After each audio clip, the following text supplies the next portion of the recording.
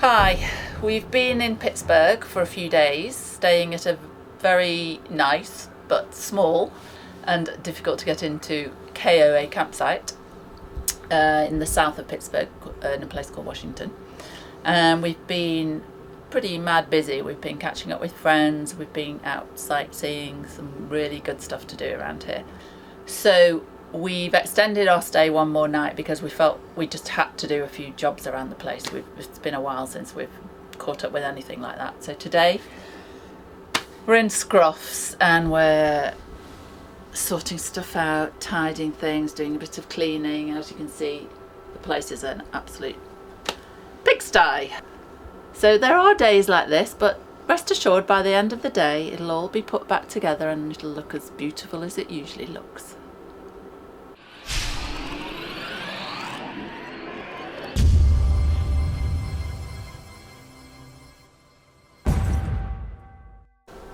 One of the jobs we have to do today is a bit of a challenge. We've decided to replace the mat that came with the coach, the mat that Entegra had made especially to fit the front area of the coach around the dashboard, if you call it that here, and underneath Glenn's feet while he's driving, or sometimes my feet while I'm driving these days. Now the mat that Entegra supplied was quite a light colour and we were forever hoovering it and cleaning it, and actually it started to disintegrate in the end, so we decided we were going to replace it for something much more practical, not quite as pretty but more practical. And we've got this ready-made mat actually. It's called Dirt Master. It's made of black rubber and good solid carpet, flat, rather than any pile on the carpet. And it's supposed to be great for heavy traffic areas.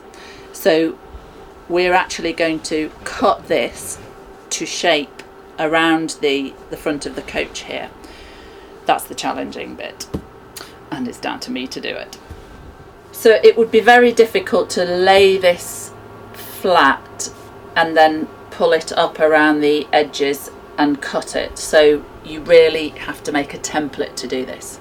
And normally if I'm at home and I need to do something like this, I'd get an old roll of wallpaper or some brown paper, anything. You need a big sheet of paper, and I thought I haven't got any of that on board. So what I've actually done is I had a big paper carrier bag and I've just taken it, flattened it out basically, taken the handles off and flattened it out. So I'm going to use this to cut a template around the front there, all being well. So we've got 72.5 inches length, so I'm pretty sure we've got plenty to play with. Yeah, 63 inches.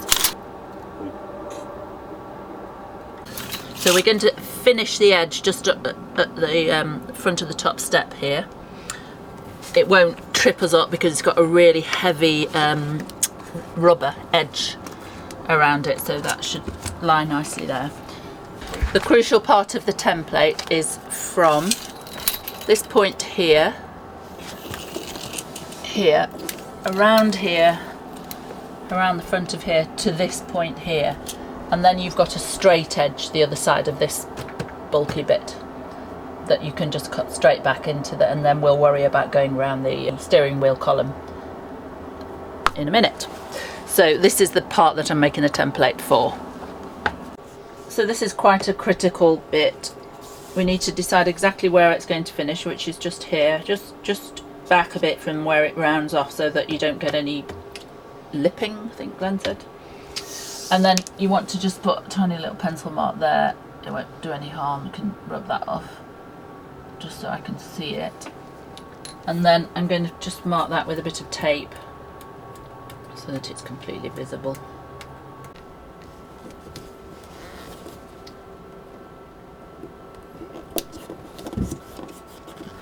So now I know that this side of that line is where we start the carpet. So with my tatty bit of carrier bag paper, I'm going to make sure it overlaps that point because I'm going to make a straight edge there. Normally I'd line it up with a straight edge, but because I haven't got a piece of paper that comes back all the way to here, I'm going to have to use it on the slant. And it's with a template, it's a little bit of trial and error. You've just got to hold it in still in one place. You can tape it down if you want, it's easier.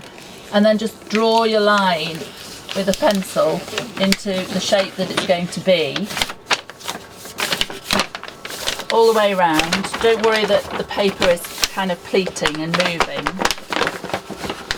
And then we do this edge, keeping the paper absolutely still all the time. Now you see, that's not going to work because I've not got enough paper, so I'm going to have to just rejig the paper a little bit. So a bit of trial and error, but it doesn't matter how many times you mess up the template, because what I'll do is I'll draw my pencil line, then I'll cut it.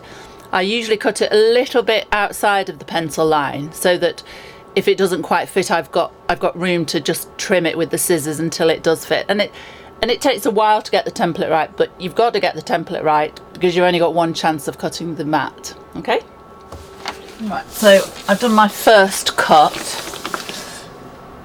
and I'm just checking it now, and you've got to check that this paper is absolutely flat. Now in some parts it's going slightly under, so I'm just going to trim that back a little bit. This was my pencil line. See how I cut it outside of the pencil line to give me a bit of leeway. Okay, keeping it flat. Here it's going under quite a bit, so I'm going to draw another pencil line, because once you get that piece of paper cut out of the way, then it's much easier to draw your fresh line. And this is all flat here and it's following this line. I'll just remind myself here at the corner to make that a corner, so I'll just put a bit of tape there to round that off. The next stage is placing the cut template, which we fiddle around with until we've got a nice neat edge, onto the actual matting.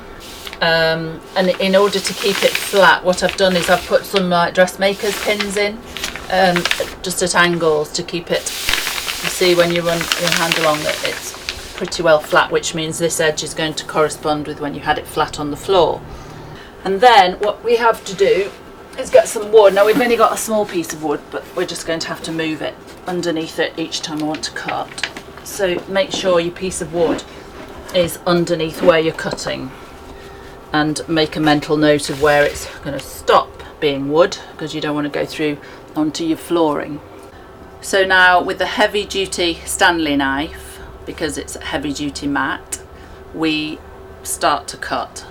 You might want to ask your partner, your husband, the stronger one of the two, to do this, because it does require a grown-up a lot of force. Okay, here goes.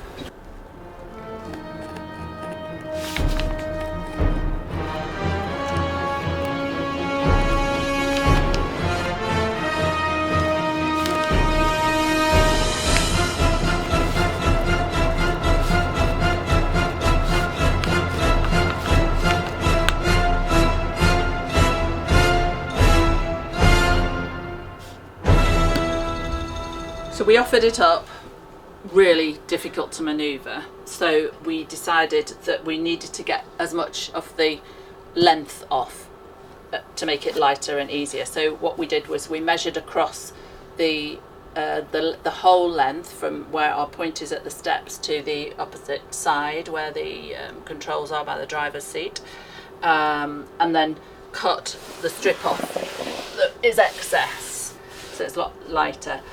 Now all we've got to do is offer it up again and work out the templates for the driving wheel, the steering wheel column, which will be here somewhere, and also the driver's seat to correspond with this little nip that we've got out here for the base of the passenger seat. Okay. Well, we have done the best we can, and now it's time to put the mat in place, which is extremely tricky procedure.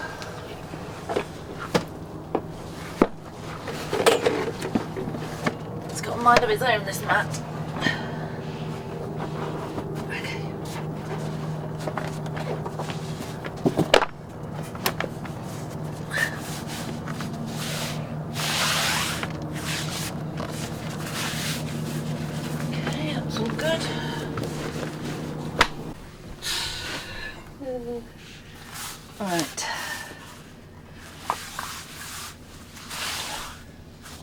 Okay, so now we just have to trim this edge. Bloody good fit. You see all around there?